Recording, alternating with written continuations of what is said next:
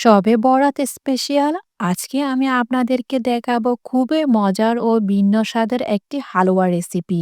ডিম, ব্রেড আর সুজি দিয়ে তৈরি এই হালুয়াটি বানাতে যেমন সহজ, খেতে হয়েছে একদম অসাধারণ। আসসালামু আলাইকুম everyone, welcome to Mehnus mom's kitchen. আমরা তো সুজির হালুয়া অনেকভাবে খেয়েছি। একবার হলো এই সুজির হালুয়া ডিম আর ব্রেড দিয়ে তৈরি করে খাবেন। যাকেই আপনি এই হালুয়াটি তৈরি করে খাওয়াবেন, তারা এর স্বাদ কখনোই ভুলতে পারবে না, আমি গ্যারান্টি দিয়ে বলছি।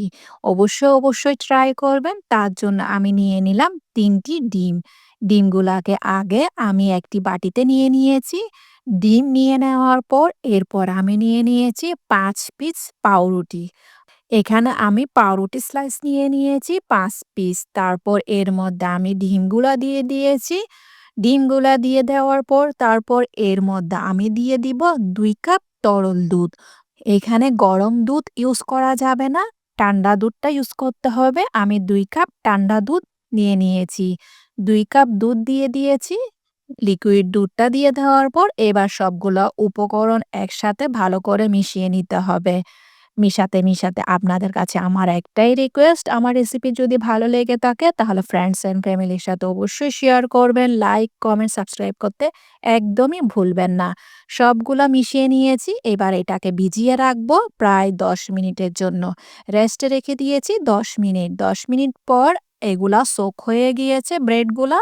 তারপর একটি ব্লেন্ডার জার নিয়ে নিয়েছি। ব্লেন্ডার জারে সবগুলো উপকরণ দিয়ে দিলাম।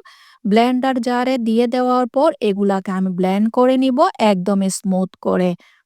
আপনারা যদি ডিম পাউরুটি দিয়ে এভাবে সুজির হালুয়াটা তৈরি করেন, তাহলে কেউ বুঝতে পারবে না এখানে ডিম বা পাউরুটি ইউজ করা হয়েছে। একদম মজা হয় এই হালুয়াটি। অবশ্যই ট্রাই করবেন। আমি একদম স্মুথ করে পেস্ট করে নিয়ে নিয়েছি। এটাকে আমি একপাশে রেখে দিব পরবর্তী ইউজের জন্য। চুলায় একটি পাতিল বসিয়ে এর মধ্যে আমি সুগার সিরাপটা তৈরি করে নিব। তার জন্য ১ কাপ চিনি দিয়ে দিয়েছি। ১ কাপ পানি দিয়ে দিলাম। ১ কাপ চিনির জন্য ১ কাপ পানি দিয়ে দিয়েছি। ৩টি এলাচকে একটু মুখটা ফেড়ে দিয়ে দিলাম।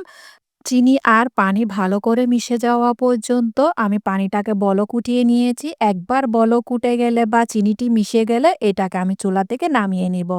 চুলায় আরেকটি পাত্র বসিয়ে এর মধ্যে ১/২ কাপ ঘি দিয়ে দিয়েছি। ১/২ কাপ ঘিয়ের মধ্যে আমি ১/৪ কাপের মতো মিক্স করে বাদাম নিয়ে নিয়েছি। এখানে আমি কাঠবাদাম, কাজু বাদাম, পেস্তা বাদাম নিয়ে নিলাম। আপনাদের হাতের কাছে যা আছে তা ইউজ করতে পারবেন।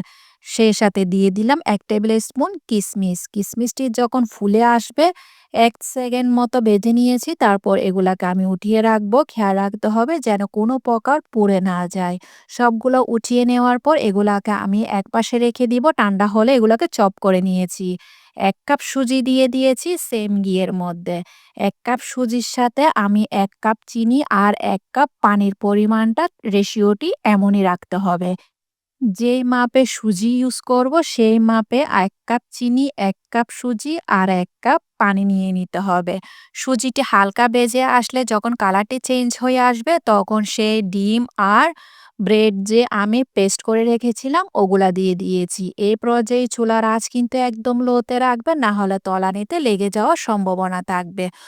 অনবরত নাড়তে থাকতে হবে যেন কোনো প্রকার গুটলি বা দলা পেকে না থাকে।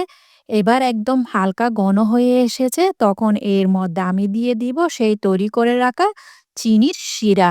চিনির শিরাটি দিয়ে দেওয়ার পর আবার নাড়তে থাকতে হবে, কিন্তু চুলার আঁচ লোতে রাখবেন। সুজি হতে বেশি সময় লাগে না। সুজি হওয়ার সাথে বা সুজি নাড়তে সুজিটি ফুলে ওঠে। তাই বেশি সময় লাগবে না। এই পর্যায়ে চুলার আঁচ কিন্তু একদম লোতে রাখবেন।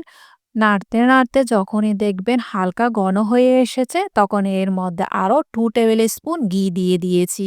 এটি নামানোর আগ মুহূর্তে দিয়ে দিবেন। এরপর এর মধ্যে দিয়ে দিয়েছি ঘিয়ে ভাজা সেই বাদামগুলাকে আমি চপ করে নিয়েছিলাম। চপ করে বাদামগুলা দিয়ে দিয়েছি। কিছু পরিমাণ রেখে দিয়েছি পরবর্তী গার্নিশের জন্য। এবার সবগুলো উপকরণ ঘিয়ের সাথে ভালো করে মিশিয়ে নিতে হবে। মিশাতে যখন দেখবেন প্যানের গায়ে ছেড়ে আসছে বা দানাদার হয়ে গিয়েছে, তখনই মনে করবেন আপনার হালুয়া একদমই রেডি হয়ে গিয়েছে। আমার এই হালুয়াটি রেডি হয়ে গিয়েছে। আপনারা যদি বরফি আকারে বসাতে চান তাহলে আরেকটু ঘন করে শক্ত করে নিবেন। আমি যেহেতু বরফি আকারে বসাবো না, আমি প্লেটে উঠিয়ে নিব।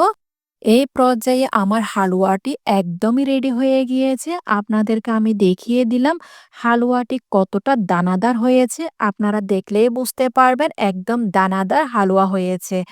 মাশাআল্লাহ, এই হালুয়াটা দেখতে যেমন লোভনীয় হয়েছে, খেতে হয়েছে একদম অসাধারণ।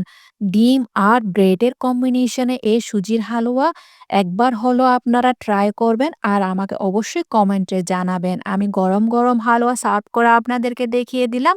উপরে দিয়ে সেই ভাজা নাট বা ভাজা বাদামগুলা দিয়ে দিয়েছি। বাস তৈরি হয়ে গিয়েছে আমার মজাদার শবে বরাত স্পেশাল হালুয়া। আর হ্যাঁ, এই হালুয়াটি গরম, গরম খাওয়ার জন্য চেষ্টা করবেন। যদি ঠান্ডা হয়ে যায় তাহলে একটু গরম করে তারপর খেয়ে দেখবেন একদম অসাধারণ লাগবে। শবে বরাত স্পেশাল ডিম, ব্রেড, সুজির হালুয়া রেসিপিটি যদি আপনাদের ভালো লেগে থাকে তাহলে একটি লাইক দিয়ে দিবেন। আজকে তাহলে এ পর্যন্ত। দেখা হচ্ছে নতুন আরেকটি রেসিপি নিয়ে। সে পর্যন্ত ভালো থাকবেন, সুস্থ থাকবেন, আমার জন্য দোয়া করবেন।